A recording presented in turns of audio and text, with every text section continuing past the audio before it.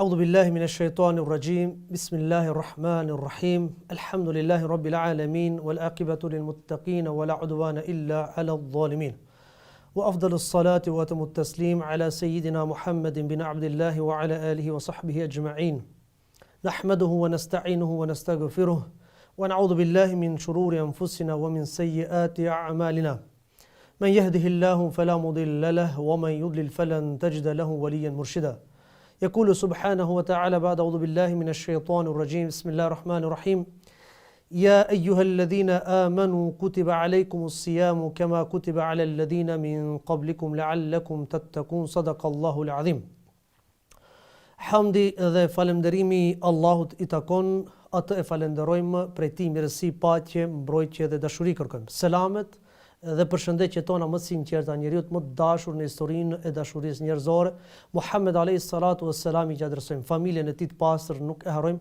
shokët e tij të ngushtë nuk I largojmë, elusim të madhin Zot, që Allahu mëshirën e tij mbi ne dhe mbi mbar njerëzimin ta lëshon.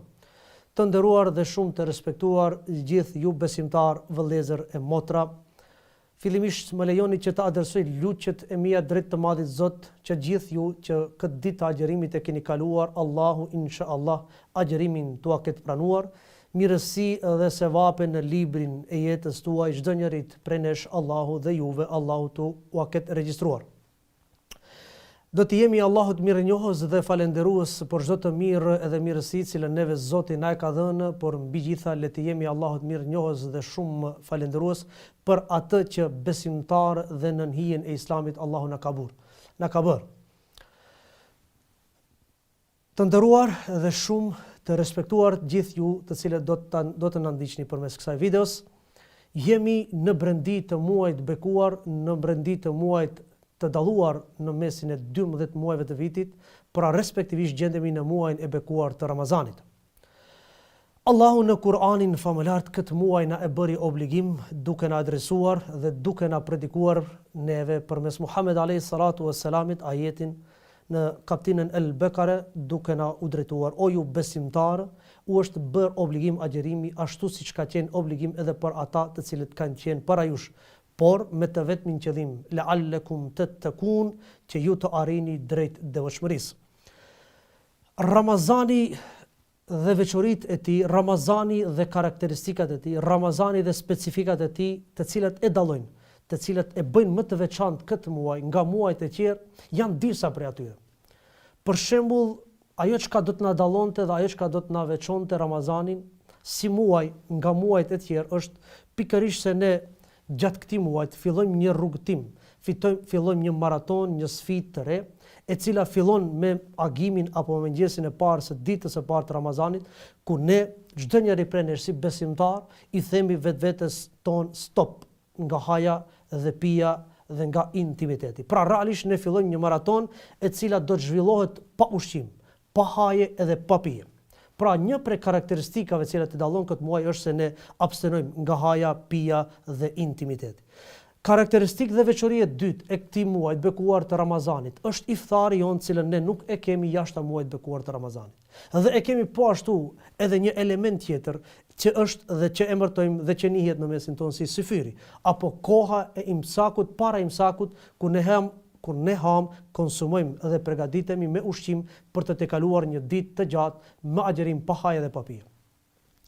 Ajo çka do të mundohem që unë realisht të zbërthehem dhe të rrotullohem rreth asaj karakteristikës së parë të cilën unë e përmenda realisht të dytës e që është iftari. Pejgamberi alayhi salatu wassalam ka thënë besimtari I ka dy gëzime. Gëzimi I parë është koha dhe momenti I iftarit kur ai çel iftar, dhe gëzimi I dytë apo gëzimi I cili na jep një gëzim dhe na jep një moment të veçantë për ne si njerëz është ajo kur ne do të takohemi me Allahun subhanahu wa taala. Por vëzër, ajo çka do të mundohem që të ndalem unë është momenti I iftarit, kur të gjithë ne familjarisht, me fëmijë, me pleq, me nan, e me bab, e me familjar, e me miq.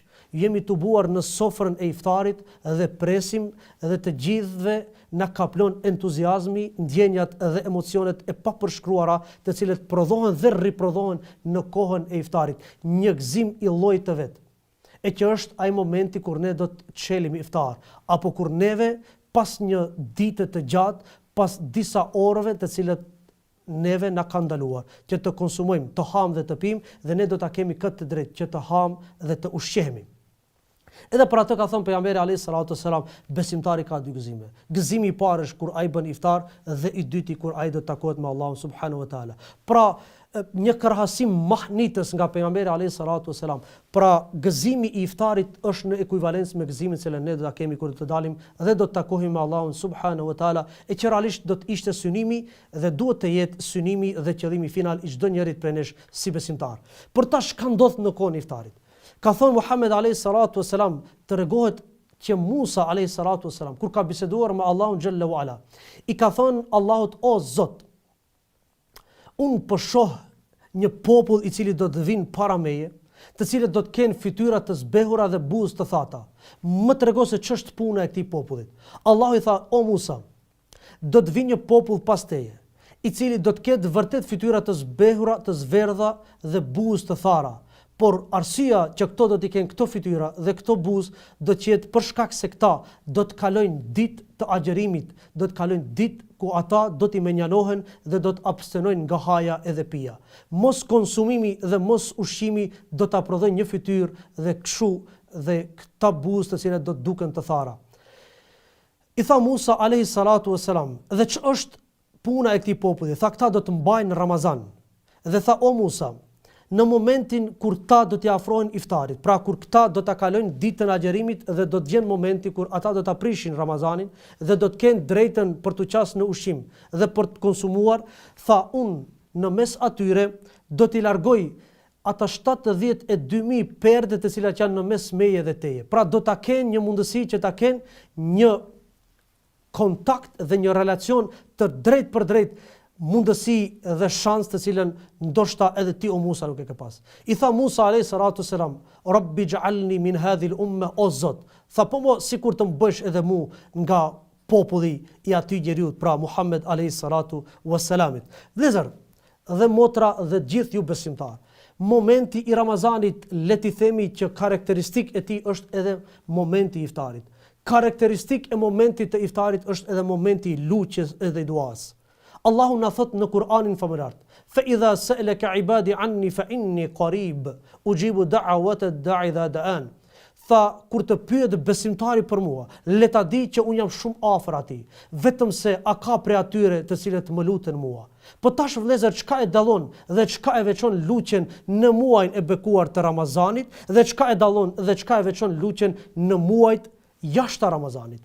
Pra këtë mundësi ku Allahu largon të gjitha peripecit, ku Allahu largon të gjitha mundësit, ku Allahu largon të gjitha kufit dhe Allahu largon të gjitha perdet dhe ne jemi në kontakt të drejt për drejt me Allahun subhanahu wa taala, këtë mundësi e kemi vetëm në kohën e iftarit. Këtë lloj të luçës dhe këtë formë të luçës dhe këtë komunikim të drejt për drejt me Allahun subhanahu wa taala do ta kemi dhe e kemi si mundësi vetëm në kohën e iftarit.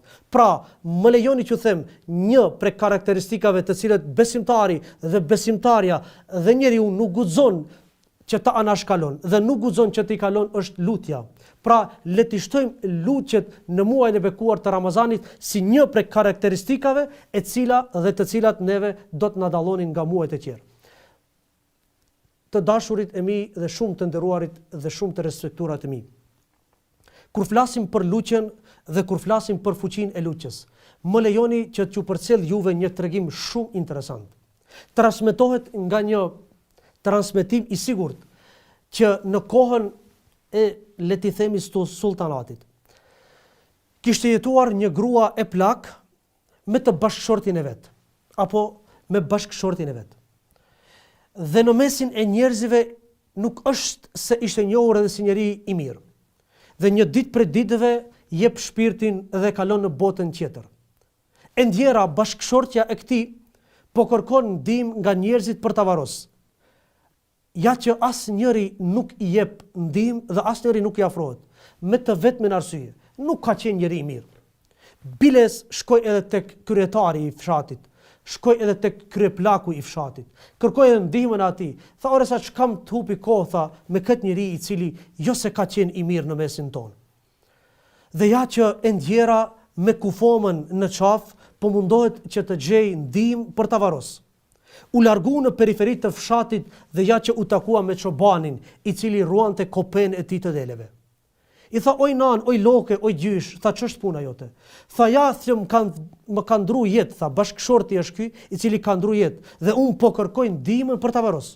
Tha, jo që jam teolog apo jam hoç dhe kam dije rreth ritualeve fetare, por ajo që kam mundem të bëj, tha, do ta bëj. Do ta hapim varin së bashku e tha, do ta varrosëm.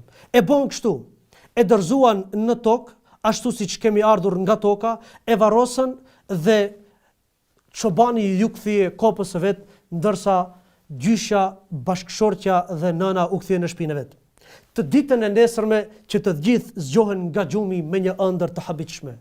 Kryeplaku i fshatit i pari po bisedon me një mikun e vet. Tha, e dini, tha, që ndodhi gjë për të ndjerin i cili ndroi jetë, tha, për para atë plakun të cilin ne nuk i dham ndihmë. Tha, e pash në ëndër po qëndronte në xhenet. Tha, ore, tha, për çudi, tha, të njëjtën ëndër e kam pa edhe unë. Për çudi, të nderuarit vëllezërit e mi, i gjithë fshati, të gjithë ata të cilët nuk e dhanë ndihmën për ta varrosur plakun, të gjithë të njëjtën ëndër e kishin pa. Shkuan tek bashkëshortja e tij. Tha, ç'ndodhi me varimin e tij? Mbase ne kemi parë një ëndër të habitshme. Tha, çfarë ëndër e keni parë? Tha, kemi parë të gjithë të njëjtën ëndër. Plaku yt, bashkëshorti yt, tha, po qëndronte në xhenet. Tha, kush e varrosi kët? Tha, e varrosi çobani. Bariu, i cili përruante kopet e tij. Ku gjendet ai? Ua tregoj vendin dhe shkuan e takuan. Tha, a mund të na tregosh, tha, ç'është puna me ty dhe me këtë të cilën ti dje e ke varros? Tha, çka ke bë ti? Ç'është karakteristik e ytja që ka reflektuar në ëndrat tona që ne gjithë e kemi parë plakun në xhenet? Çka bën ti? Tha, unë jam bari, unë jam çoban i cili ruan kopen e tij. Tha, hapa varin dhe dorëzova në tokë të ndjerin. Dhe pasi e mbuluam me dhe, mbase tha, nuk jam teolog, nuk kam dije fetare dhe nuk munda as namazin e tij të xhenazës ta fal. Por tha, ajo çka bëna unë është pikërisht kjo. I thash, o Zot, bëra një lutje edhe një dua, të nderuarit e mi. Shiqoni efekti i lutjes edhe i duas. Fa idha sa'alaka ibadi anni fa inni qarib. Dhe Allahu thot, kur të pyet besimtari për mua, le ta dini se un jam afër atij. Por a ka prej atyre të cilët i ngren duart edhe lutën tek unë? Tha, i ngrita duart çobani, thash, o Zot, të gjithë musafirët të cilët mi ke dërgu në konakun tim, me mundësitë dhe aftësinë edhe kapacitetin dhe potencialin cilën unë e kam pas, ju kam dal, i kam pranu, i kam nderu dhe i kam respektu. As njërin prej atyre nuk e kam largu. Ose mos t'i jap një qese me djath, ose mos t'i jap ca mish, ose mos t'a theri një prej kopeve të mia dhe t'i shërbej në darkën dhe në sofrën e darkës cilën ne kemi hëngër së bashku. Tha, dhe as njërin duar bosh nuk e kam largu dhe të gjithë i kam prit dhe i kam nderu dhe i kam respektu. Në momentin kur unë të dërzova në dhe, i thash Zotit tim, o Zotim, unë sot po ta dërgoj ty një mysafir dhe kam besimin më të madh të mundshëm tek ty. Në rast se unë me këtë kapacitet njerëzor kam mundësi që të jem bujar dhe mikpritës, unë nuk dishoj në mikpritjen edhe bujarin tënde. Tha, kjo ishte lutja cilën unë ja bëna Allahut kur e dërzova në dhe. Ja vëllezër, për çudi, ishte lutja dhe duaja e çobanit dhe bariut, e pranuar tek Allahu subhanahu wa taala, që bëri të reflektoj tek çdo njëri prej atyre të cilët paragjikuan dhe nuk pranuan që të marrin pjesë në varimin e plakit, mbase e dinin si njeri jo të mirë. Por ja çka bën lutja Allahu subhanahu wa taala, lutja tek Allahu subhanahu wa taala, duaja jon, dua të cilët i bën besimtari. Nuk kemi nevojë të bëjmë dua shumë të mëdha. Kemi nevojë të bëjmë dua me shumë sinqeritet. Allahu lutjet e sinqerta nuk e kthen. Ashtu siç i tha Musës, o Musa, ky popull të cilën ti e shef, e din se tash kur flasim unë edhe ty, në mes meje edhe teje, ka 72.000 perde, tha, po e di. Tha, këto 72.000 perde në momentin e iftarit, kur besimtari bën lutje dhe dua, tha, unë i largoj. shfrytëzoje këtë mundësi. Ramazani vjen një herë në vit. Si vjet, ndoshta e kemi fatin edhe mundësinë që ta presim dhe ta tejkalojmë. Por neve nuk na siguron askush që vitin e ardhshëm do ta kemi mundësi. Por lutjet tana janë gjithmonë, do të jenë o Zot, kët Ramazan dhe kët agjerim të cilën ne kemi agjeruar, o Zot na e prano. Por bëjmë edhe lutje dhe dua, o Zot, ata të cilët nuk patën mundësi, ua mundëso. Ata të cilët nga neglizhenca udhëzoj që edhe ata agjerimin ta realizojnë. O Zot, të lutemi sot në këtë ditë të bekuar të muajit Ramazanit, të gjithë të sëmurët tanë na e shëro, pleqë tanë na e mbro, rinin tanë na e forco, të sëmurët na e shëro, të vdekurit tanë me Xhennetul Firdaus na e grado, dhe të gjithë neve, ashtu siç ne ka tekuar në këtë edhe në botën tjetër na tako. Wa akhiru da'wana walhamdulillahi rabbil alamin. Mos e humb këtë mundësi, bën dua tek Allahu i cili pranon lutjet tona dhe është më afër se sa ne mund të mendojmë. Inshallah, Allahu agjerimin, ibadetet, punët dhe veprat e mira na ka pranuar dhe çdo njeri prej nesh Allahu inshallah në librin e jetës të cilën ne kemi shkruar, Allahu inshallah si sevape dhe si punë të mira të na ketë regjistruar. Assalamu alaikum wa rahmatullahi wa barakatuh. Paqja, mëshira dhe begatit e Zotit qofshin mbi ju, mbi familjet e juaja dhe mbi mbarë njerëzimin anë e mbanë e botës.